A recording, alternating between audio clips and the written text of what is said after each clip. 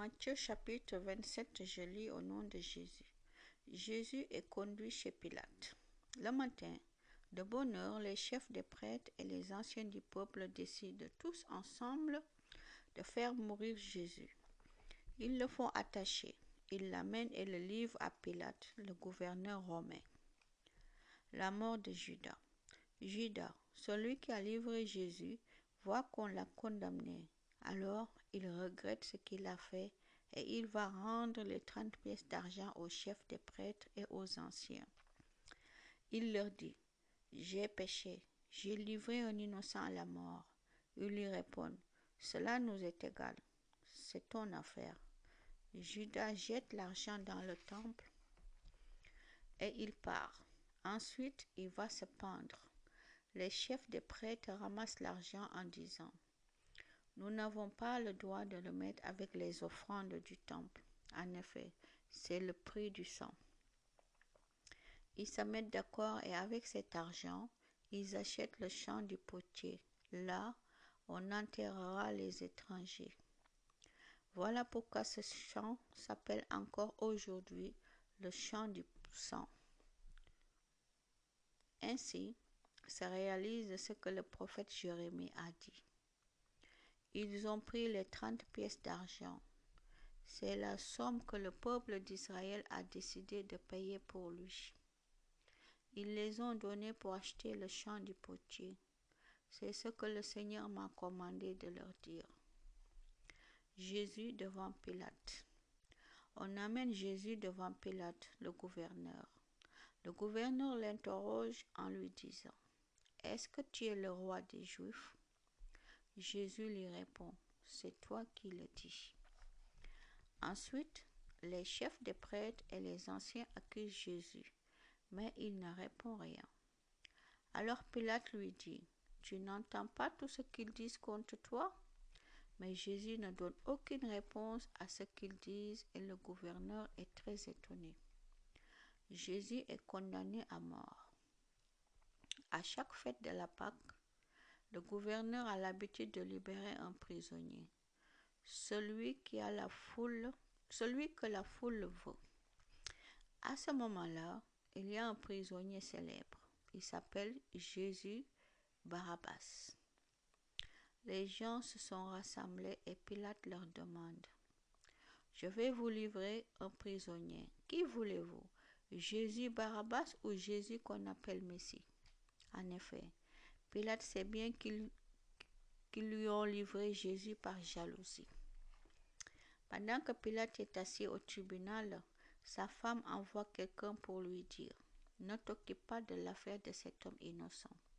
Cette nuit, dans un rêve, j'ai beaucoup souffert à cause de lui. » Les chefs des prêtres et les anciens poussent la foule à demander Barabbas et à faire mourir Jésus. Le gouverneur leur dit, « Je vais vous libérer un prisonnier. Lequel des deux voulez-vous » Ils répondent, « Barabbas. » Pilate leur demande, « Qu'est-ce que je vais donc faire de Jésus qu'on appelle Messie ?»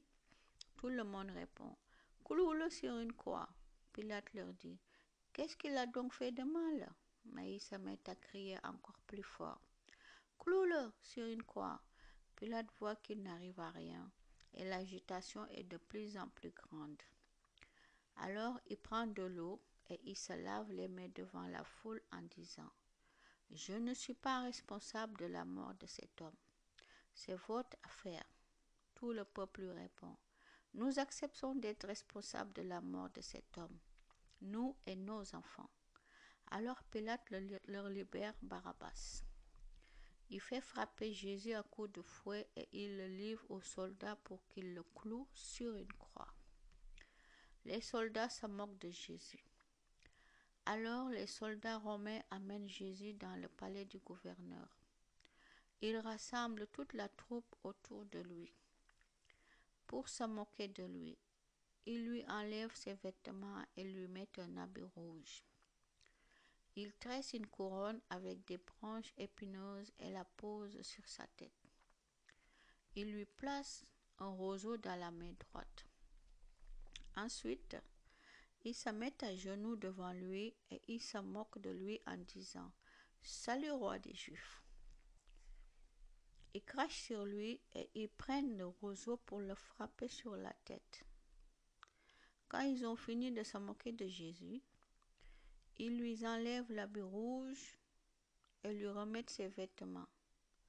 Après cela, ils l'amènent pour le clouer sur une croix. Les soldats clouent Jésus sur une croix. Quand les soldats sortent de la ville, ils rencontrent un homme de Cyrène appelé Simon.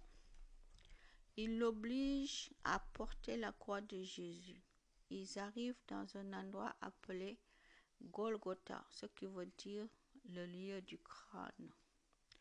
Ils donnent à boire à Jésus du vin mélangé avec un liquide amer. Jésus le goûte et il ne veut pas en boire. Ensuite, les soldats le clouent sur une croix. Ils tirent au sort pour savoir qui aura ses vêtements. Puis ils les partagent entre eux et ils s'assoient là pour garder Jésus. Au-dessus de sa tête, il y a une pancarte. Elle indique pourquoi il est condamné. On a écrit « C'est Jésus, le roi des Juifs ». Les soldats clouent aussi 2 bandits sur des croix à côté de Jésus, l'un à sa droite et l'autre à sa gauche. Les gens qui passent par là secouent la tête et ils insultent Jésus en disant « Tu voulais détruire le temple et le reconstruire en 3 jours. Eh bien, si tu es le Fils de Dieu, sauve-toi toi-même et descends de la croix. » Les chefs des prêtres avec les maîtres de la loi et les anciens se moquent de Jésus. Ils disent « Il a sauvé les autres, mais il ne peut pas se sauver lui-même. C'est le roi d'Israël. Maintenant, il n'a qu'à descendre de la croix, alors nous croirons en lui. Il a fait confiance à Dieu.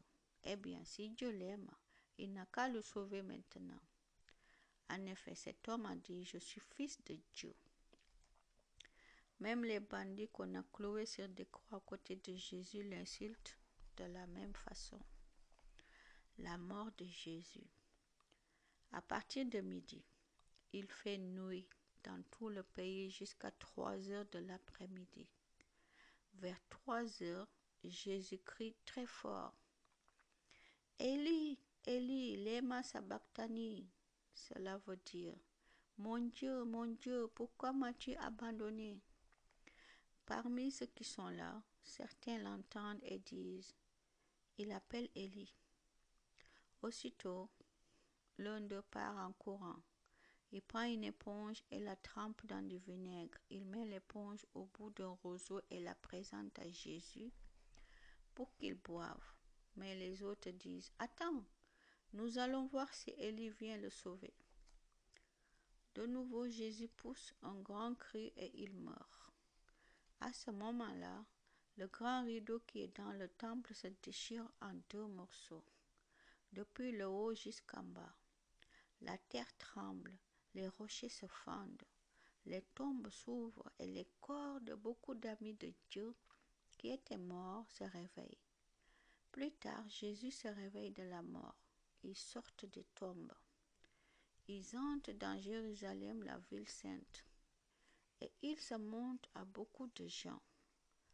L'officier romain et les soldats qui gardent Jésus avec lui voient que la terre tremble.